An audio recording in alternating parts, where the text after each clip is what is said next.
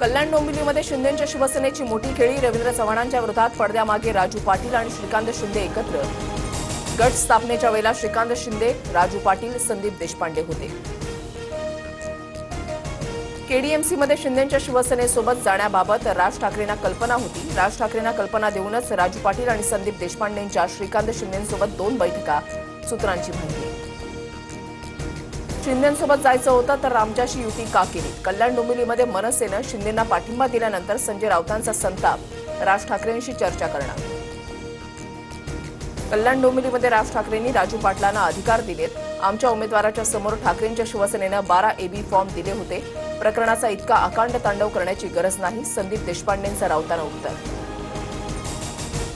राजकारणात काहीही घडू शकतं. कल्याण डोंबिवलीमधील पाठिंब्याबाबत स्थानिक पातळीवर झालेला निर्णय मला पटलेला नाही. मनसेच्या बाळा नांदगावकरांची नाराजी. एकाच आकड्यामध्ये नगरसेवक निवडून आल्यामुळे मनसे धक्क्यात. त्यातून सावरल्यावर योग्य निर्णय घेतील. भाजपच्या अमित साटमांनी डिवचलं. बदलापूरमध्ये चिमुकलीवर अत्याचाराचा प्रयत्न. शाळेच्या व्हॅन चालकावर आरोप. नराधम चालक अटकेत. गुन्हा दाखल. प्रकरणानंतर राष्ट्रवादी महिला आघाडी आक्रमण.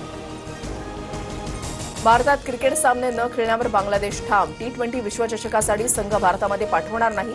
बांगलादेश क्रिकेट बोर्डाचा निर्णय. बांगलादेशनं भूमिका न बदलल्यास ICC स्कॉटलंडला संधी देणार.